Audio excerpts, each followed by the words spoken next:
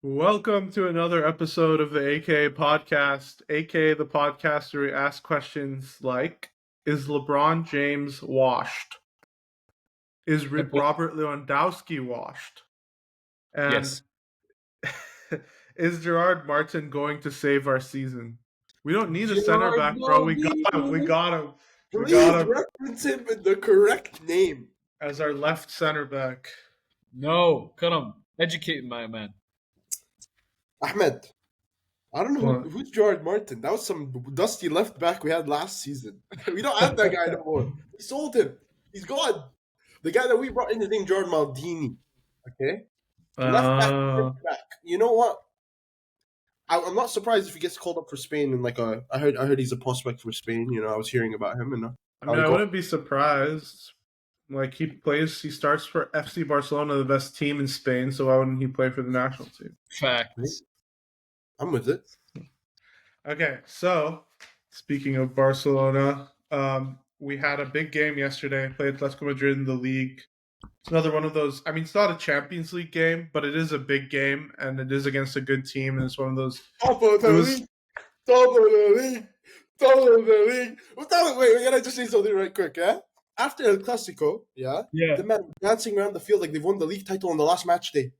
Facts. Yeah, I know. You lost it within 3 game weeks. You already lost it. Yeah, I mean, they were just desperate to beat us because we had beat them 4 times in a row. Like, And obviously, Lamine talked a bit of trash.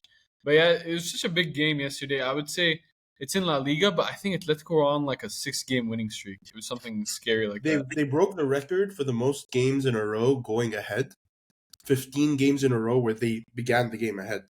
Just crazy. Which is so odd compared to like the Atletico Madrid we're used to, the like defensive, like very aggressive kind of play style. But yeah, yesterday I thought Barcelona played pretty well. The game ended 3-1. It was in the Camp Nou. Had goals from Rafinha on a beautiful assist by Pedri. Well, to start, Atletico did go forward, so I guess they did extend that streak. And another faulty offside trap that allowed them to score. And then Rafinha scored off a beautiful assist from Pedri and a lot of composure from Rafinha. Almost scored. He had a great game. Then Ferran Torres kind of wrapped it up and looked like he just hit a worldie. But it was a 1-on-1 from inside the box. Yeah. So Amr, let's start with you. What is your biggest takeaway from the game? My biggest takeaway is that Pedri and Rafinha restarted our season. The season started yesterday for FC Barcelona. Rafinha is the heart of the team. Absolutely. Oh, sorry, I say Rafinha. Pedri is the heart of the team, but Rafinha, man, like he galvanized the entire attack. In fact, the entire team to press way, way, way, way more. You know, and the composure for his goal was amazing. But my biggest takeaway is that these two guys, probably the most important players on our team. Yeah, and I'm glad that Pedri was able to avoid an injury. He did come off after going to the ground. It looked like an injury. This is also his first start since being gone for a month. But he posted on Instagram and said all good. So, and there haven't been any reports of an injury, so I'm assuming he's good to go. Yeah, I mean, Rafinha has made a huge difference. I feel like we were pressing much more in this game from the top, and I'm sure he had a lot to do with that. Karam, what was your biggest takeaway from the game?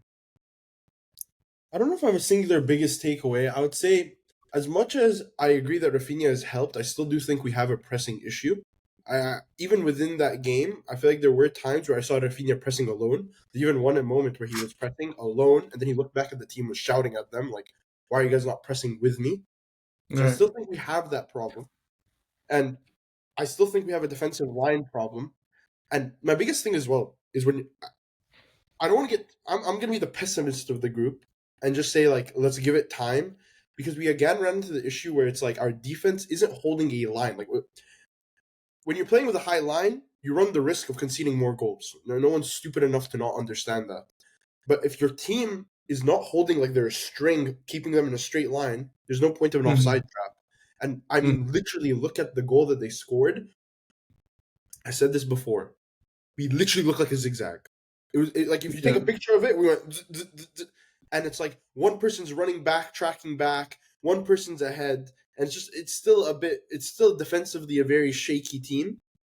But I think I completely agree with Amr. Without Pedri, we're screwed. But with Pedri, we look like a significantly better team. Hmm. Yeah, I completely agree. It is a very stark difference from last season, and I think it helps to have that captain figure, like that leader in the defense that can kind of make sure everyone's on the same page and stay coordinated. And it feels like we just don't have that. Kubarsi's very young.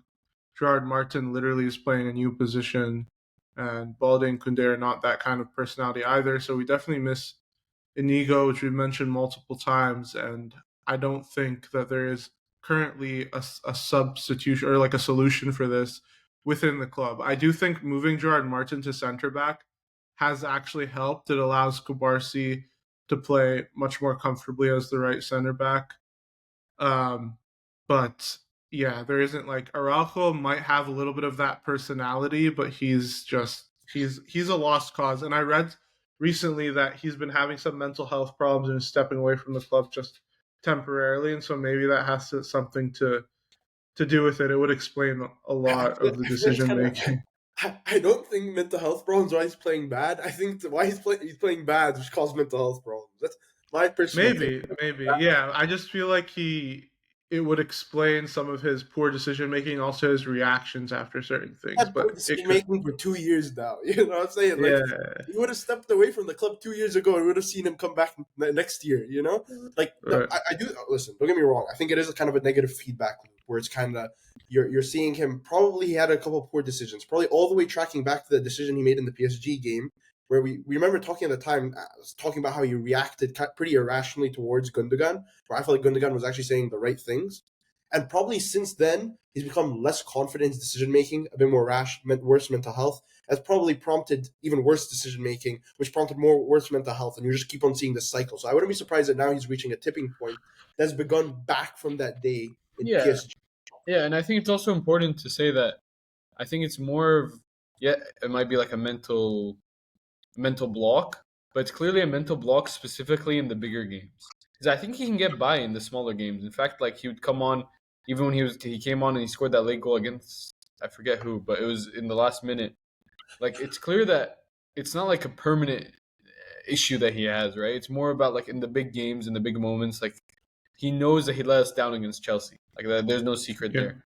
Maybe in the game of against course, PSG, he was still a bit, on the fence, which is why he reacted badly with Gundogan. But that game, it's like there's no hiding that he was the culprit. But right. there's such a scary repetition of like even when you go back to that game against Juventus where he fouled Ronaldo and give a penalty away and he put his hands all on that guy and he started gripsing him on the way there. Like it's like he I mean, it's pretty clear to see that the guy has never. Maybe it's even credit to. Maybe I need to give more credit to PK at the time. Maybe Araujo was just a better player at the time. But like Araujo used to look so much more comfortable on the pitch, and now we just see him slowly regressing. And I feel bad because I think for Kubarsi, he's being put in situations with defenders next to him where he now needs to play a bit more of an aggressive role to kind of also make up Right. for his age. And I think it's also led to the detriment of Kubarsi in lots of situations because he's playing with idiots next to him most of the time. He's You the know, most experienced center back we have right that's playable right now on our team, which is pretty crazy. To say.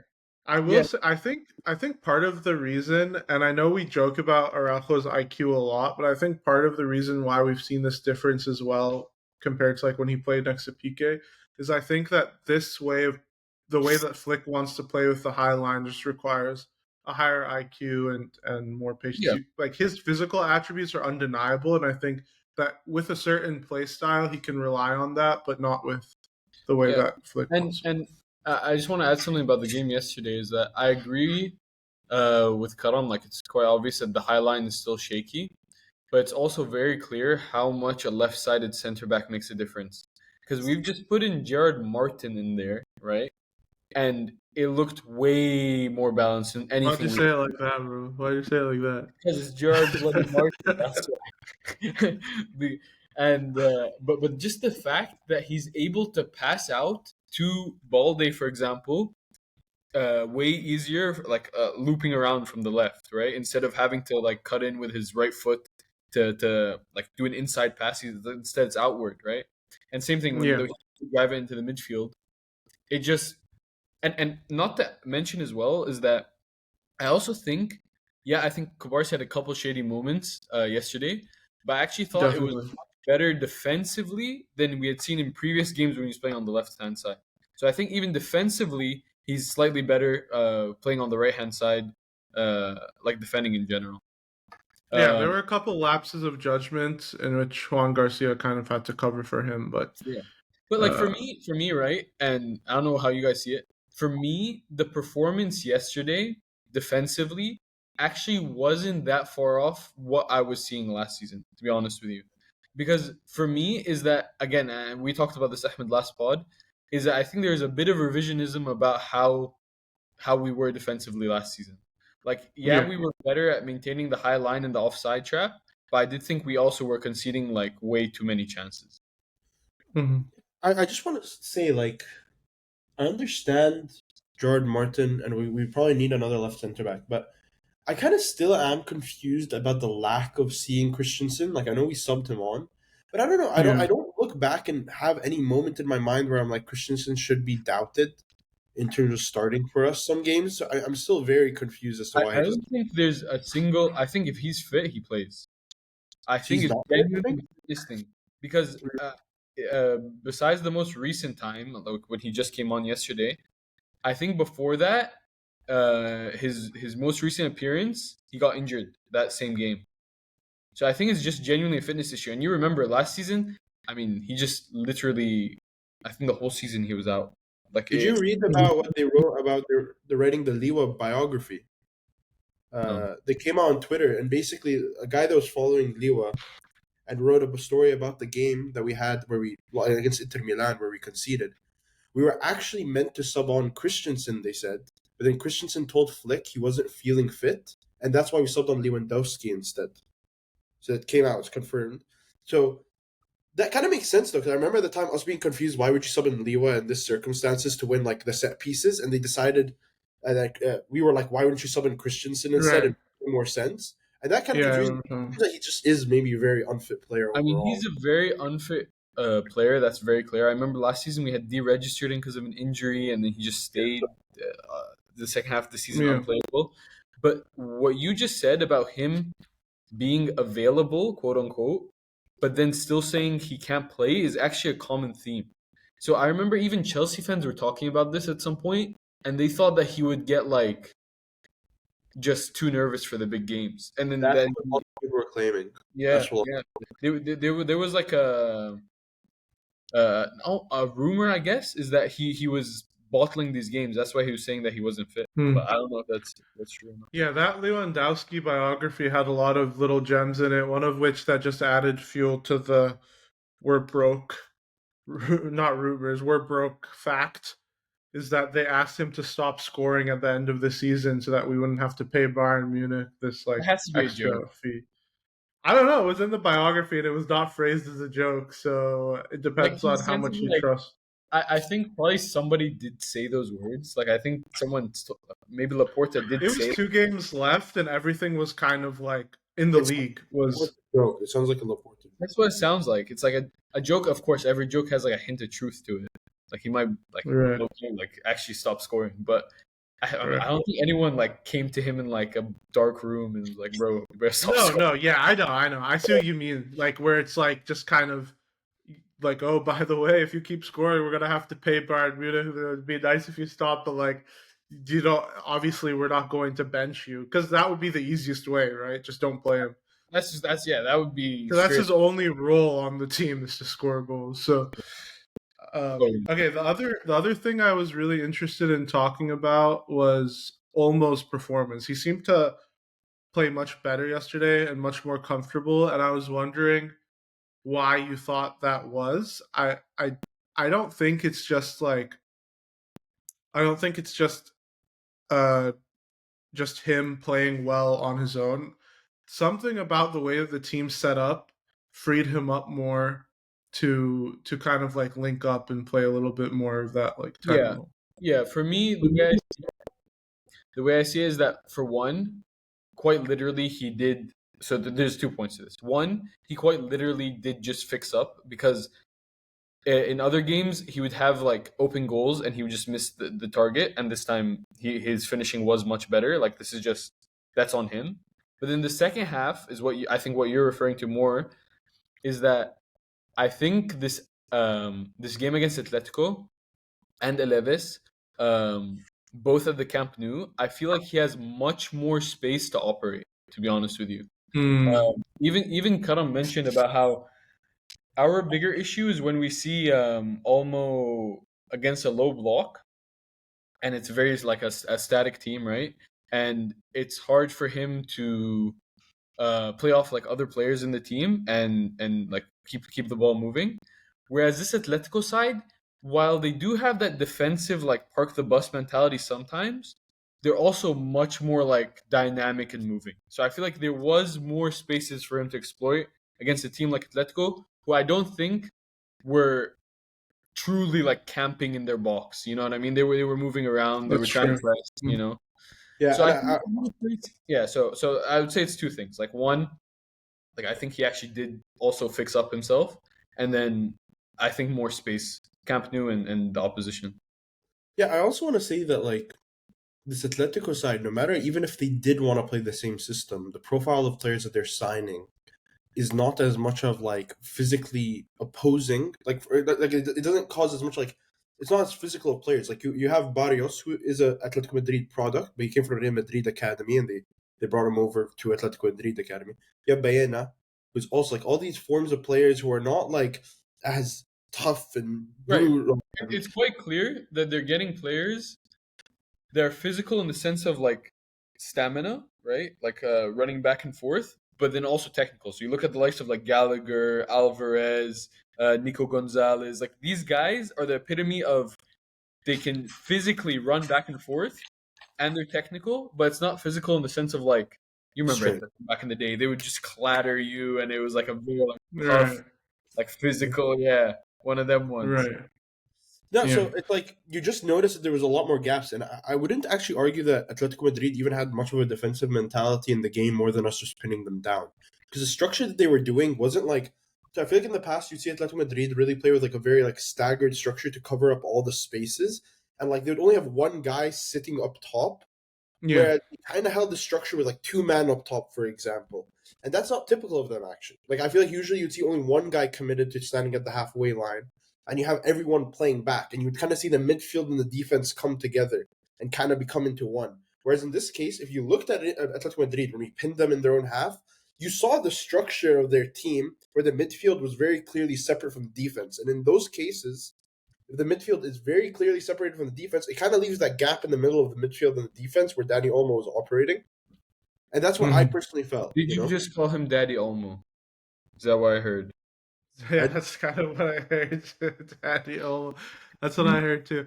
Okay. Camp Nou, Camp Nou, Danny Olmo is a top three player Okay. of all time. No, Whole but then he time. still, he Okay. still got injured. By the way, we need to talk about that. Like, I know this one isn't like a physical like foot injury, but dude, how is he always getting injured? Like, Dude, how did he get injured shooting the ball? he felt he dislocated something. It's crazy. I also would Some like to players are just more injury prone. It has to do with the body type too. Yeah. definitely. Yeah. I don't talk Anything about else? mental bodies. I just I don't talk don't, about mental bodies like that. but you just call him daddy or something. But point Yeah. is, Yeah, you're claiming I said that. yeah.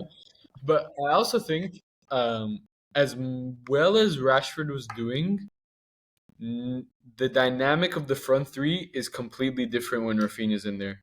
And I think Of that this course. Yeah. also rubs off on Olmo and like the different runs and spaces being made when Rafinha is playing.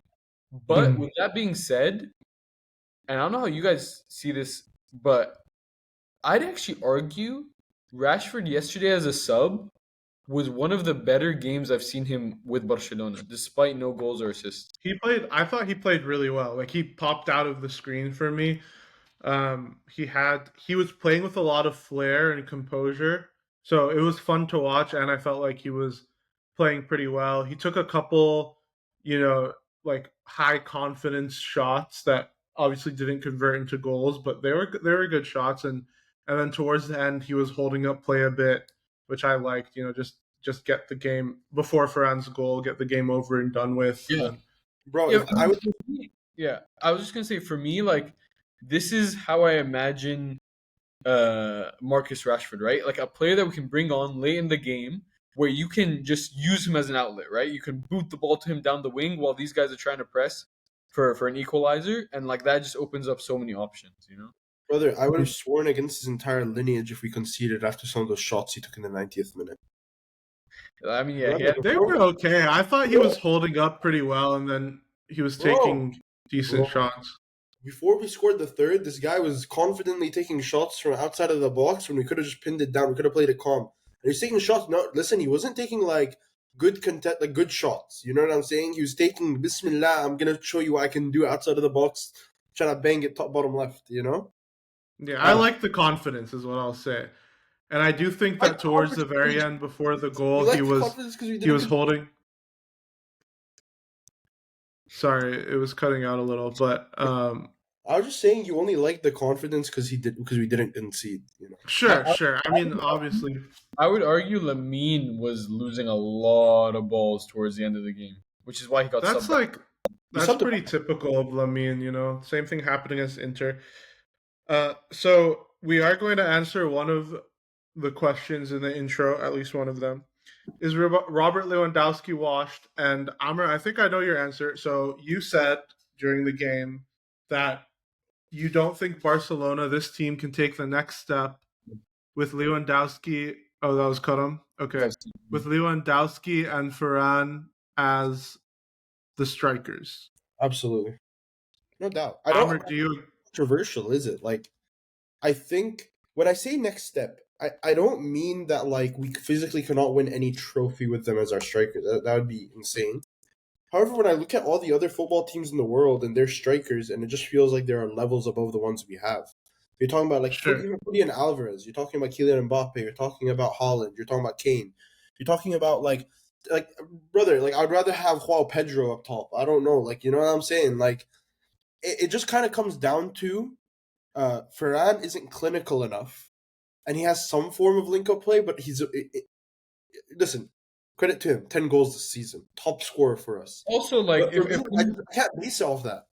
yeah, I mean, look, I'll answer the question, but I think also if we remove the Chelsea game, and it's a big, like, it's still a criticism. Can we pinpoint too many chances that Ferran's missed? Not this season. He misses a shot a game, bro. No, telling you. I disagree with it. Yes. I disagree with this. I think last season he missed an obscene amount of shots. I Yes. think again in El Clasico this season he missed a one-on-one, right? Yes. I don't remember that. But for me as well, like, okay, so to answer the question, do I think that like we can't take the next step? The way I see it is that I think we can win the Champions League with Liwa as our striker. I think that. I think Right. in spite of him being our striker. Are we For me- overreacting to the penalty miss? But No. this is what I was gonna say. I would say a couple weeks ago when he scored, like, I don't remember the game, but he scored a brace, and it was like a very, very good brace, right? Like I remember one was like outside the box, he just like twatted it in, and it was like out of, like, it was against the run of play. I don't remember what game it was exactly. But yesterday he had an absolute stinker of a game, and like these are gonna become more common as he ages, right? So that's why I agree in the sense of like we can go into the next season for sure with He's with one of those Liwa players, and yeah.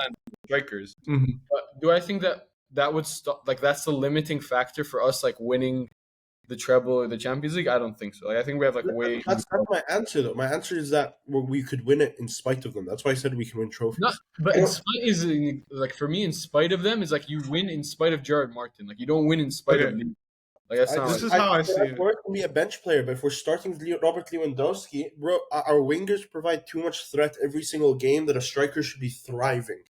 It's a striker's dream job to have He still- Rafinha. he still- like the way I see is that he still gets goals. Like he still gets numbers even with our wingers striving. Like I don't see it So as like, yeah. Go on. this is how I see Amr's point coming across, and I kind of agree with the both of you. Lewandowski is one of those players, and this goes for a lot of old school strikers, let's say. And maybe he was never always an old school striker, but definitely at this age and this like physical ability, he kind of is. Dude still shows signs of like when he was the best striker in Europe. He can be extremely clinical and have incredible finishes and change a game in an instant. Like I think that to me is undeniable. But what ends up happening is that if he doesn't score, then he's had a nothing game. Yeah. And that is the part where it's like, so I do think that we can win with him because we don't need him to show up to score clinical goals every game. We need him to show up in some of the big moments in order to like put together a strong season.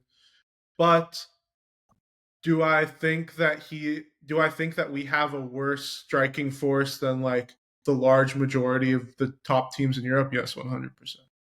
Undoubtedly. You mean I, like as a striker, or you mean like the Our attack? striking like Ferran and Liwa, let's say Oh yeah, yeah, them.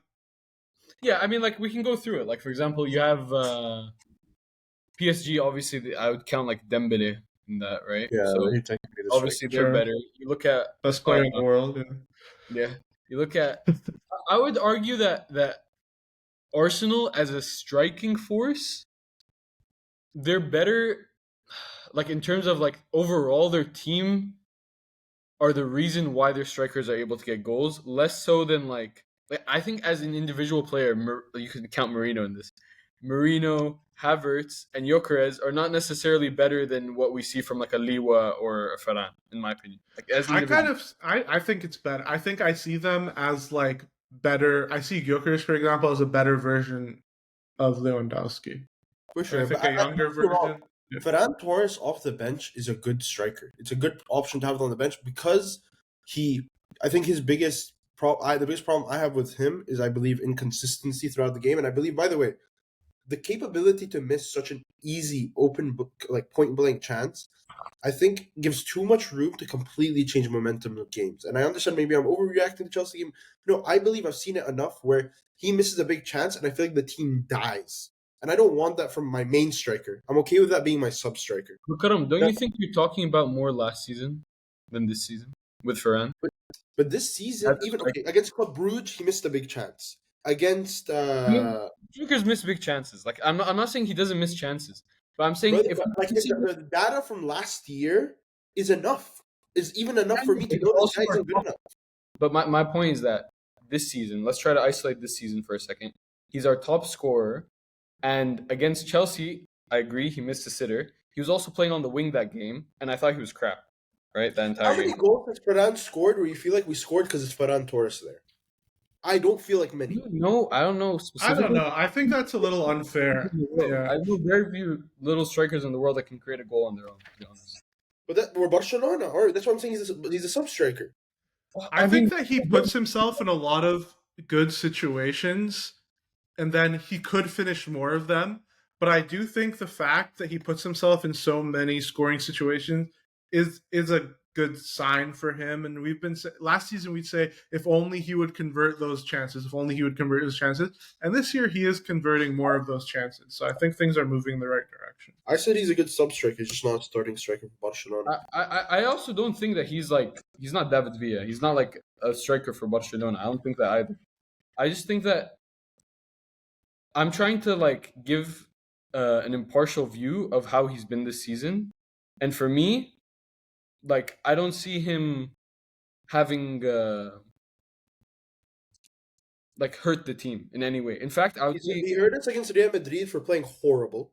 He hurt us against Chelsea for that missing that he was shot. Real Madrid, we literally talked about him getting bullied. But yeah, I remember. Yeah, I remember. But like, who didn't? Who didn't play crap that game? Him specifically though, we couldn't pass to him. Every time he tried to get the ball, he lost it. Like, So agree. can I 100% of the time. I agree. I agree that he was So- crap against Chelsea and he was crap against Madrid. That's not what I'm debating. So in the big games, he failed. just Why give is- me a second. Let me share some data to kind of like frame the argument around this season specifically in the league. So there's a stat called big chances missed that I don't know exactly how it's measured, but it seems like a good metric for what we're talking about. So he has 6 big chances missed in the league this season out of 14 games that he's played in. And I think that looks bad. Maybe I haven't compared to other players and what their big chances missed are. But if you look at the games where he missed chances and then look at his final rating by the end of the game, it actually shows something. So on the towards the beginning of the season, we played Levante. He missed 2 big chances. He had a 9.1 rating and scored a goal off an expected goal ratio of 0.96. Against Valencia, 2 big missed chances. He had a 6.5 rating. He didn't score with an expected goal ratio of 1.02. That was bad. But against Getafe, 1 chance missed, big chance missed, 9.7 rating, 2 goals scored. And then against Elche, 1 big chance missed, 1 goal on an 8.7 rating. So I think that at least these stats seem to show that he does miss big chances, but they're in games, at least this season, where he also scores goals and ends up playing pretty well, which I think to me tells me that he puts himself in good situations to score and converts I a think we decent give him a amount. lot of opportunities to score, and he Yeah, helps. I He mean, has improvement. the way I see it is that one, I see him pressing much better than, for example, Liwa this season when we play him at striker, and I Yeah. think he links up much better than Liwa again this season, compared to Yes, Liwa, right? so he's Paco Then, Alcacer. no. اشتغل Paco Alcacer. I'm saying, like, in terms of like what he gives you, he's a sub striker. What he is. And then with the point about the big chances missed, is that I bet you right now, if you look at maybe besides Holland, maybe even including Holland, if you look at any top scorer of any league, he will be up there for most big chances missed. I So agree. I agree with that. The interesting part to me was not the fact that a striker has missed a lot of big chances. It's that he misses big chances, but still ends up scoring, and at least based on rating, performs pretty well. For in comparison, and this is kind of what I was saying about Lewandowski, where he needs to score in order to like actually have a good game. So he has 7 big missed chances in La Liga this season. In 3 of the games where he had big missed chances, Getafe, Sevilla, and Atletico, he's had a rating of 4.8, 4.8, 5.4. Damn. God damn. What a And that's stink. because if he's missing these chances, That's all then he's not scoring, then he's not doing anything else right. for us. I mean that's crazy rating. What did you say? 4.8, 4.9, 4.5? 4.8, 4.8, 5.4. My God.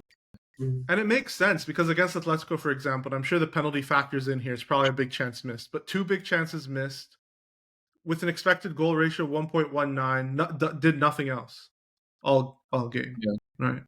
In conclusion, I think that if I could sign a striker, absolutely, we need it. I don't think that's going to be the reason why we don't win, like the Champions League, for example.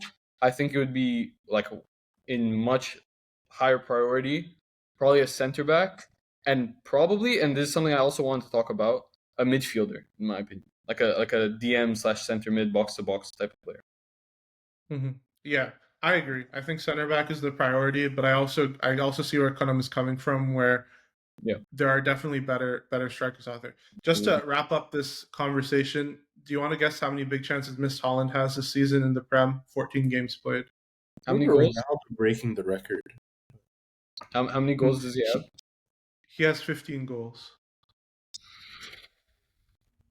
I'll guess like he has about like one. I guess he has like 1.5 missed chances a game. Let's say so. I'll say like 22. Yeah, I was gonna say something similar, 1.5 a game. He has 15 big missed chances, Oh, which One a is game. twice per on, but it's actually not that bad. I mean, his ratings are pretty good. So Yeah, I mean, there's a whole thing about how best strikers, they tend to have this, not just because they end up scoring a lot, it's because they're also putting themselves in good positions, right? So, like, if anything, yeah, and it wouldn't be the worst thing in the world. I mean, I would take, obviously, a few more goals from Ferran if that meant more big chances missed, right? But, like, rather than less goals and then less chances missed. Yeah, something actually. This is interesting because something that I had thought of that we could do Nah, I'm literally throwing this on you guys right now, so I don't embarrass me live on the podcast. But I was thinking we could do like a stats test of some sort where I try and find some really interesting stats or data from the season, and you guys try and guess like what it is. It could be like, oh, how many missed chances does Holland have? See, that's good. And Let me tell you why that's nice. Because that's nice because it'll test perception versus reality. You know what I mean? Because usually, like, we right, look at stuff, there's lots of hype about something. You feel like something's going down one way, but then in reality, it's like it's not that big of a deal or something. yeah, I think that'd be fun. Like my nerdy data scientist side was really excited telling you guys those stats. So. You're making Okay, fun of me anything else? for NBA stats, and now look at you. Yeah. Well, I mean, like I'm using them to. I actually watch football, and I'm using them to back up what I'm seeing, right? To see if it matches up. So, anyway, anything else that anyone wants to say that doesn't involve violating me? No. Okay. Let's. Okay, we're gonna take a break. Amr needs to drop off. You know, he's old. He has to sleep by 9 p.m. or something. And 11:30. Yeah. cut up, cut up, and I will be back with some NBA talk. All right, so we're back. It's just Karam and I now. We're going to talk NBA. Karam, you want to tell us where you got that Lakers cap? At the Where'd LA you? store, the crypto.com arena. That's right. You were there to watch the Lakers play. Who'd they The play? Mavericks. The The Mavs. Mavericks. What AD's did you? homecoming game. That was the NBA Cup game, right? It was an NBA Cup game, however, not played on NBA Cup surface because there was problems with it, and they deemed it not like playable. So they ended up going back Yeah, to the court. there's a lot that like I want to talk about because a lot has happened with the Lakers and the NBA in general since we last spoke. But I guess we can start there. So, it kind of ties into LeBron's return. Hmm? Um, I think there's obviously the topic of how he's been playing so far, and then there's the topic that I think is more popular on social media and people like to talk about more, which is his demeanor, his attitude, whether he wants to be there, which is obviously motivated by some of the stuff his agent Rich Paul said over the offseason about feeling like the Lakers are not prioritizing the now and that LeBron wants to win, and that obviously sparks a ton of rumors. I so the reason that they did not play on an NBA Cup surface is because Luca complained that it was slippery, and a couple other players, I believe, um, Jackson Hayes and someone else on the team, backed Mm-hmm. him up on it and were like, "Yeah, it was slippery." And then they asked LeBron. LeBron's answer was like, "Oh, did you see me slip? No, so I don't know." You know, it's like it's just a weird thing because in the question they tell him Luca said this, and so I don't his the way his response was maybe led to a little bit of controversy. I think people are reading into it too much. I think that his demeanor so far on his return seems fine. He's joking around and stuff, but maybe a little bit too much. There was a clip from when the Lakers played the Suns, which was our first loss in a while, where Uh-huh. he was joking with the bench and JJ was trying to get his attention for Yeah, well, that something was to do with the play, and then JJ called a timeout. So, what have you seen from LeBron since he's been back in terms of the actual basketball play and his attitude? I don't have much to say about attitude, to be honest. When you kind of look at it, like he seems like he's still being his normal self. I think that weird Suns thing was like actually something that I expect of LeBron anytime, kind of thing. Like LeBron's kind of like, even when he was on the Cavs and people were like, he is his own coach, kind of thing, where it's like he doesn't seem to display like a lot of respect ever for his coaches. If I'm honest, like he never seems to. He doesn't seem to oppose them, but he just does seem to be like think for himself a lot of the time. And I think that just kind of brings out his demeanor and people are just reading into it more just because of the recent events. Mhm. I have a lot more to say about how he's been playing, though, to be honest. Pretty Yeah. disappointing. I mean, he isn't being like aggressive, but also like free throws have been bad. But overall, just not that aggressive at all, you know? And Yeah. that's the weirdest part because you remember there was a time we had the streak for 20 plus point games, and now he's barely keeping up his 10 plus point game streak. And I think it Yeah. just really That comes down to the lack of aggressiveness. But like to be honest, in an ideal world, you trade him. He has a no trade clause. It's not going to happen. Um, Mhm. Honestly, I kind of don't care too much for him to try and do too much because I'm kind of happy with the team right now. I'm loving Aiton. Like, I don't.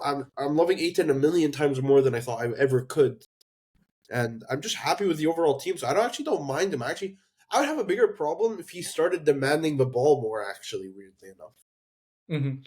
Yeah, I think that he is playing a little bit more passively, which a lot of the talk when he was out was okay, the Lakers are playing pretty well.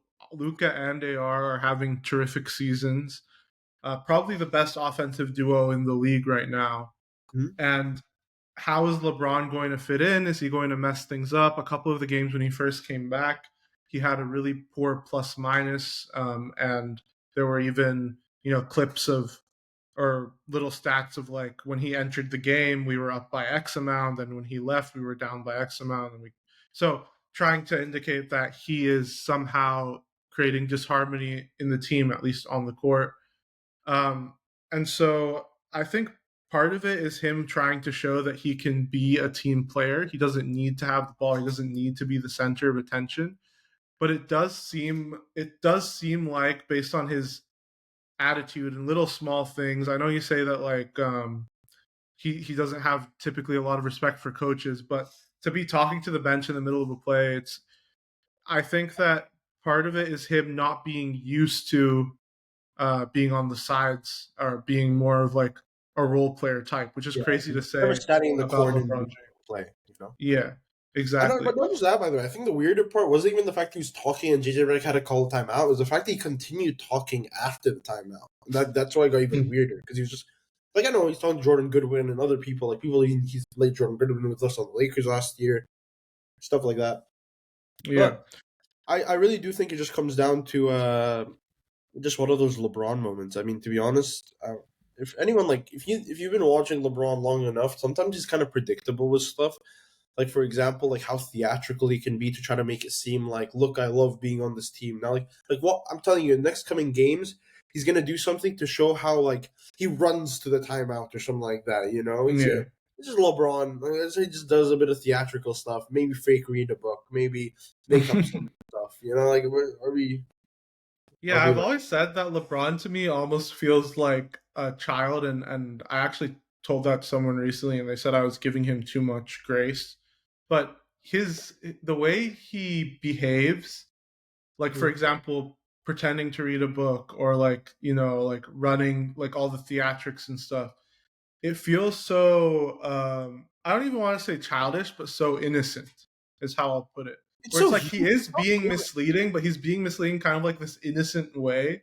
It's Yeah, and really being like Loki's just like kind of it's kind of like human of him. Like he's been under so much media scrutiny since he was a kid, and like so much media pressure. Like I'm sure he's just kind of adapted to like kind of wanting to be liked, but not just wanting to be liked, but trying to be like we give a lot of credit to LeBron for wanting to be a good role model. Like we haven't heard any cheating scandals. We haven't heard of any like some crazy accusations against him or him acting like extremely out of line. So it's like over time, like he wants to be seen in this good light. Clearly, like I'm not saying that's the only reason why he does good stuff and doesn't act out of line, but like he clearly puts in a lot of effort to be a good person. And sometimes I think that just puts in like he starts doing stuff that's a bit weird, you know. yeah. I so what I'm hearing is that you don't mind the way that he's playing and the role that he's taking on the team. You don't think that he's been a distraction or some kind of or somehow causing the team to play worse. I don't think he's causing us to play worse, but I do think he could be playing slightly better in lots of different aspects. I think he could be hitting more of his free throws. I think he could be slightly more aggressive. Like if we could see a bit more LeBron cuts, for example, if we could get Yeah. a bit more of doing stuff that someone in his role would do, I would appreciate it. But again, I remember saying before LeBron came back, my main priority is he comes back and plays good defense. You know, Yeah. and I don't think it's So been bad. this kind of brings me to what I wanted to talk about the Lakers team in general. So we're 15-5. I'm not trying to make things seem catastrophic. We're the second seed. Luca's playing at an MVP level. Austin Reeves is up there as well. And prior to the loss to the Suns on Monday, we were on a 7 game winning streak dating back to when we lost to the Thunder on November 12th. So, we've been playing really well, but something about the Suns game kind of like started setting alarms off in my head. And I think that part of the way LeBron is playing is almost like, okay, Luka's your guy. All right, like let him cook, like let him have the ball. And I think that has led to um, the team not being as cohesive. So to back this up, Luka has the highest usage rate in the NBA at 37.7%. And him and Austin Reeves are the only teammates in the top 18 in usage. Austin Reeves is number 14 at 28% usage. So when you have two players that handle the ball that much, it to me it's not like a sustainable way of playing basketball, and it's not. I believe that the best teams, and we kind of saw it with the teams that made it to the finals last year, right? Are the Yeah. teams that work together, that have a lot of contributors, that get other people going. And I don't see that. And I think it showed against the Suns, who are very much that team. They have a leader in Devin Booker, but they are working together and they play for each other. And I didn't see that from the Lakers. Yeah, I mean, Doncic even said himself that it was weird that the Suns were playing to kind of force him to like take his own shots. Because we actually usually see that Doncic actually uses the ball and then pass it out to kick it out to someone. But then we also had people like Rui Hachimura who was saying like, bro, like I got like one shot the entire game. Like I don't even remember the time I got the ball. Like he You're said right. that I in the saw game, you that. know. Yeah. And then you're kind of looking at again like a situation of it is what it is. I don't want to actually say that it's not sustainable because Doncic shares the ball really well. If you I don't fully mind it, to be honest. I just think that we need to learn how to adapt to some of those teams to share the ball the correct way. I don't think we need to share the ball more because I don't know who you share the ball to. Like there's a reason why DeAndre Ayton's still playing well though because he's catching a lot of lobs. So it's like Yeah. we are sharing it with him, you know. Mm-hmm. Yeah, and like Luca's assists are up there. He's averaging 8.9 assists a game. And so and his field goal percentage is like 48% on like 34% through 3-point shooting.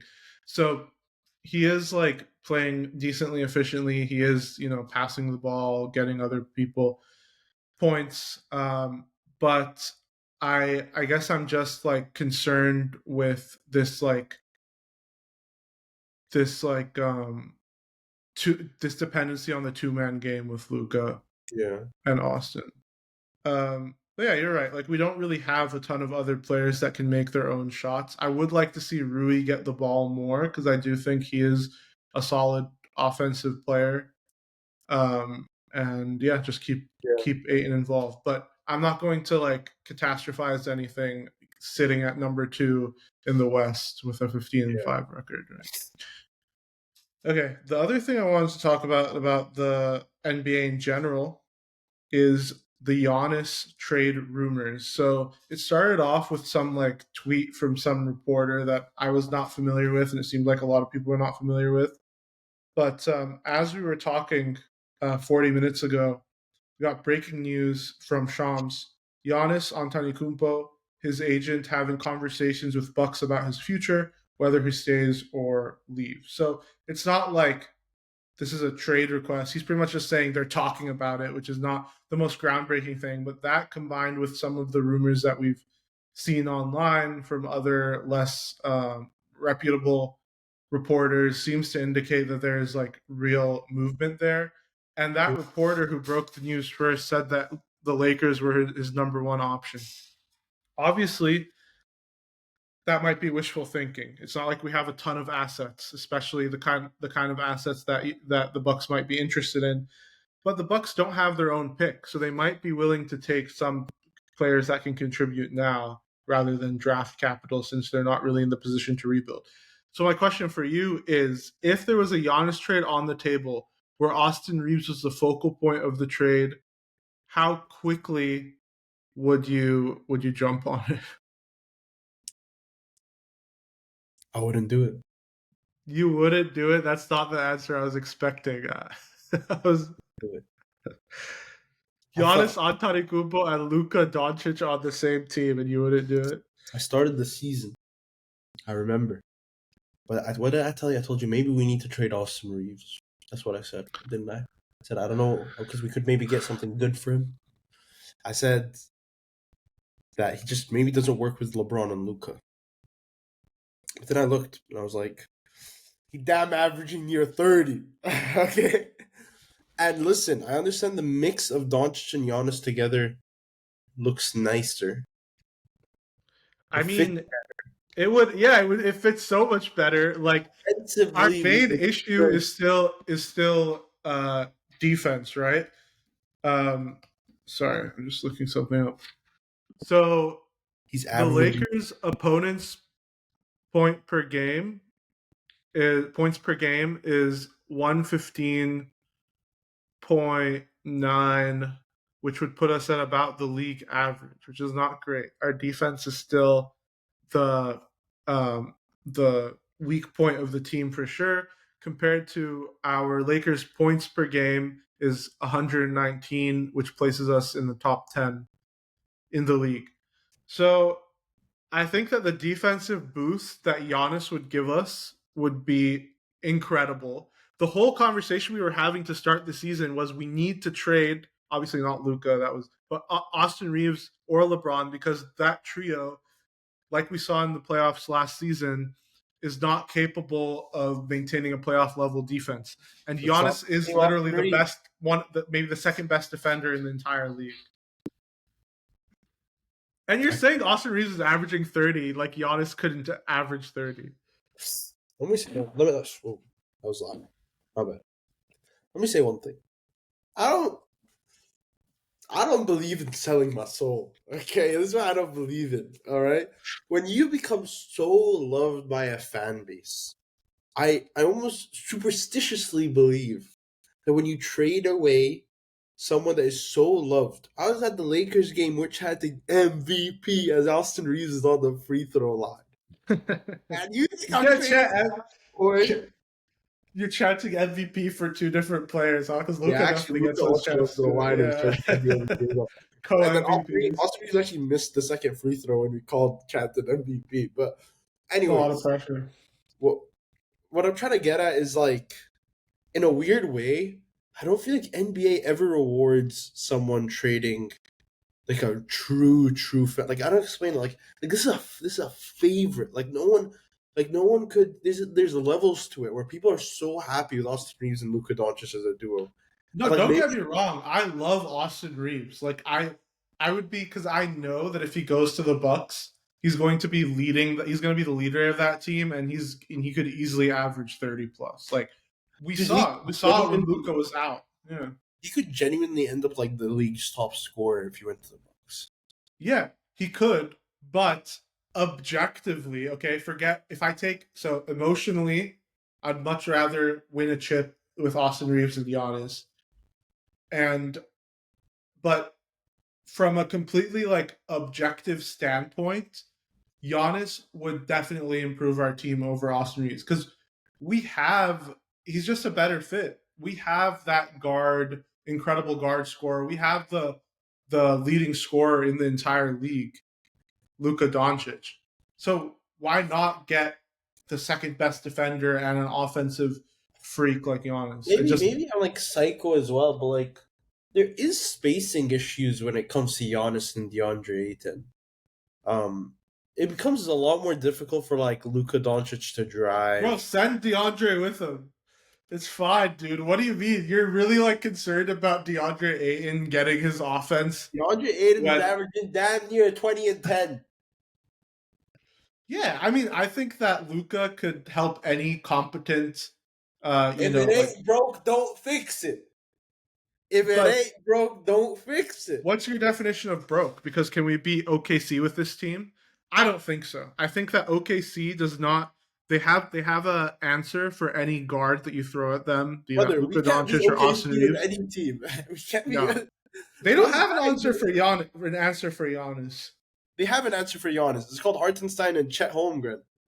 It's a better it's a better answer than what they have for guards. Like guards suffer so much against OKC because they're like a pack of wolves tracking them Bro, down. why And why we do you already gotta, played OKC this season and got blown out by bro, like the in what second world quarter. do you have to play against Caruso, Cason Wallace, Lewis Dort, and Shea even, and you screw Jalen Williams as guards, dude? That's life is not fair. Yeah, I know. So that's Life is not That's fair. what I'm Like, saying. So I think that we have a better chance. Like I agree that it's not broken in the sense that it's not like we need to make a move in order to be a top team in the NBA. I think we are a top team in the NBA. In fact, I think we're you getting want to sell overlooked a your little bit. soul, Ahmed. You want to sell your soul. That's what you want to do. You would. No, I'm thinking as a GM, is this the right move or not? Is this going to get us closer to winning a championship?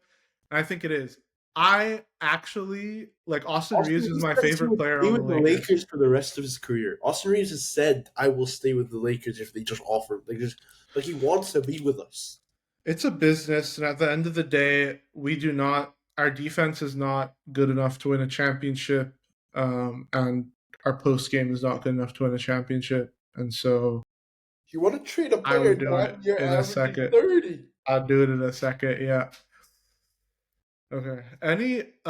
So I let's revisit the general NBA standings as it is right now. And so the Pistons have been a huge surprise this season. I think everyone knew they would take a Uh, step up.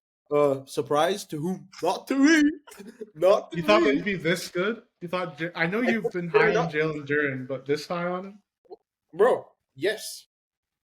Didn't I have them third or second in the Eastern Conference? That's what I'm trying to find. It's hard for me to. Cade Uh, Cunningham is guess what? You clowned me when I said Cade Cunningham third in MVP. Was I clowned for that? you think I'm he's really on con for that. well? You think he's third on the MVP ladder? I don't. I disagree. I don't think he's top three in the MVP ladder right now. Who's I above think him? it's Jokic, Shea, and Luca. In Nah, not in that order, but in some order. I'll put Cade in there. Well, let's What if see you're not what hated him? the Kia MVP ladder thinks, which is obviously not the like objective source of truth. But yeah, Jokic number one, Shea number two, Luca three, Giannis four, Cade five. They don't know ball. He's only getting better. Yeah, okay. He He's will. not going to end up number three, but I He will will. give you He credit in will. that you were high on the Pistons to start the season. You said their coach was going to win Cade Coach of is the right Year. now the best American-born NBA player in the league. We can agree on that. All the guys you Yes, named above him are not American. yes, yeah. I'd agree. Yeah, it's probably like Cade and maybe at this point like Maxi, Donovan Mitchell. Those are like our best American players. But yeah, no, I'll give you credit. So to answer your question, you actually had the Pistons third. Yeah, Should have put him higher. Should have yeah, put you him should higher. have honestly. I had them fourth, so it's not bad. Okay, so And, um, let's see here. I think the biggest difference. Okay, yeah. Cade, So no. the Heat are number three. We both did not have them on our list. And the Raptors are number two. We both had them as the eighth seed. So that's been a huge surprise. But it is like a quarter of the way into the season, and all these teams are separating the East by like half a game. Like literally from the Bucks in 11th place to the Pistons in first place is 8.5 games. Yeah, that's not much. Yeah. Separating the top 11. And then there's a huge drop, and you have the Hornets, Nets, Pacers, Wizards. I'm feeling better about my Bucks pick now. To start the season, I was like, oh man, like this sucks. But exactly what I thought would happen happened. Giannis has been Do you injured. He hasn't want to Giannis is play. gonna get traded? Do you actually think Giannis is going to get traded? I don't think so. I don't think there's a single team in the league Well, that will actually. he hasn't been playing, right? He got hurt, which is what I said was likely going to happen, Oh, he and said then he's going to get without traded, him, no? He said he's going to get traded. and that he was going to get traded. But now He that won't might get happen traded. too. He won't get traded. Okay, well, regardless, Not a single, based off what we've heard that they would want for Giannis, no team in the league would give something enough that would sustain that. Unless there's a weird world where they're willing to accept from the Hawks Trey Young, and some other players for Giannis, but I don't think they It's would. the player empowerment era, right? If Giannis requests a trade, I don't know how much they can do about it. But Giannis is too nice. regardless if he's traded or he just doesn't play a bunch of games, without him, they're a bottom five team in the East, and that that checks out. With them, they would make the playoffs. I promise that. Yeah, I agree. I just didn't think he would be with them. The Heat at number three is a surprise. They're playing completely differently. They're playing quick basketball. I just didn't. I just the team from last year that was in the play in, right, was just did not look good to me. They got completely obliterated by the Cavs in round one. I think that Tyler Hero and Bam on their own are serviceable, good players, but together are not good enough to make a playoff team on their own. But they've been able to create this identity. Jaime Jaquez has had a resurrection. Davian Mitchell's playing pretty good. And they've had a couple other players step up. So that was definitely a surprise to me. I don't think I Norman could have seen Powell's that been come. disgusting. Norman Powell's having a terrific season, yeah. The Shooting Clippers definitely made a huge mistake. They should have just paid him. should have just paid him. Let's see. The Cavs are sixth, but I think that's going to change soon.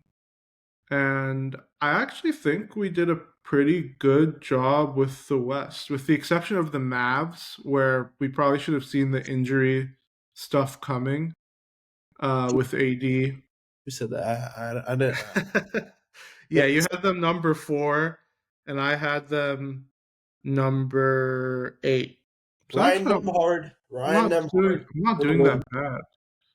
I'm actually not doing that bad at all. I should have like calculated some way of like the difference between for each player for each team. Like if you're off by 2, then you get -2, and then see who Who'd was you have? closer.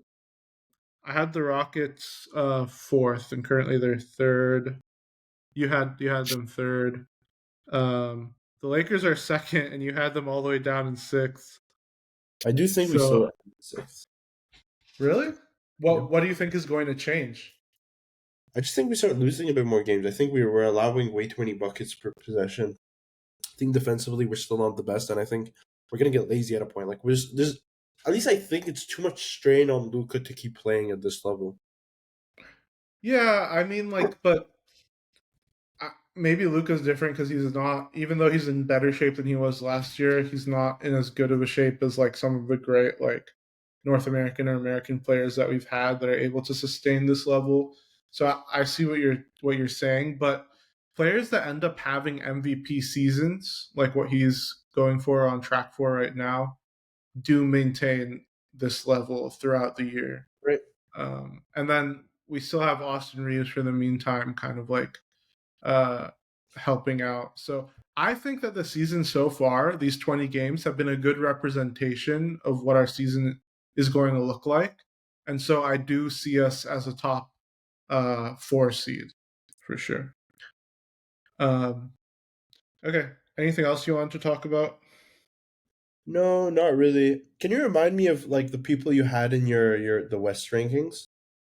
Yeah, OKC, Nuggets, Lakers, Rockets, Timberwolves, Clippers, which has been an absolute disaster. I had them 6th and you had them 7th. Ooh. Spurs, who like you didn't have at all, which was like a huge I think overlook on your part. But even I feel like I should have. I'm kind of regretting it because I felt really good about the Spurs, and I was like, oh, like putting them any higher than uh, the 7th spot was like a guaranteed playoff spot was too ambitious in the West. But You need to remember, bro, the Clippers the OKC have rights to the Clippers pick, which is kind of scary. yeah, of course, and they also have the rights to Philadelphia's pick, Which top is, 5 protected or something. So yeah, I unless don't they're know where they keep getting these picks. It's ridiculous. yeah, genuinely.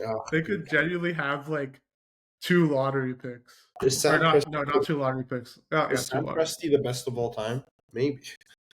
Maybe it worked out. Yeah, the Dude, process worked. trades like Josh Giddey for Alex Caruso is the most like to other people, it'd be like, "What are you doing?" And it just was such a genius trade because listen, both teams won, but not just that. Like it's just ballsy from the OKC side, you know. Like for the Bulls, Yeah, I think at the time I I was kind of like indifferent towards it, but complete kudos to him. Like even though Josh Giddey, I think if you were to put him and Caruso in vacuums, like forget like what team they're on and everything, Josh Giddey is probably the better player if you were to do some kind of ranking. right now, Josh Giddey's playing like a top 15 NBA Yeah, player. yeah. So he is the better player if you were to do some kind of ranking. But he knew that Caruso was the exact kind of player they needed to just get over that championship hump, and he did it. So Yeah, and they knew Josh Giddey was not fitting the team. I mean, he that year before that he had a at terrible all, yeah. performance, He and just doesn't have that profile, right? He needs the ball a lot, and he's not like an incredible defender. exactly. All right, cool. Yeah, we'll continue revisiting this, but I'm feeling better now than I did the last time we did this. So we'll Yeah. see. Okay, we'll see. We'll see. All right. So I'm Ahmed. With me has been Karam. Earlier we had Amr on to talk some Barcelona, and we'll see you next time. Peace.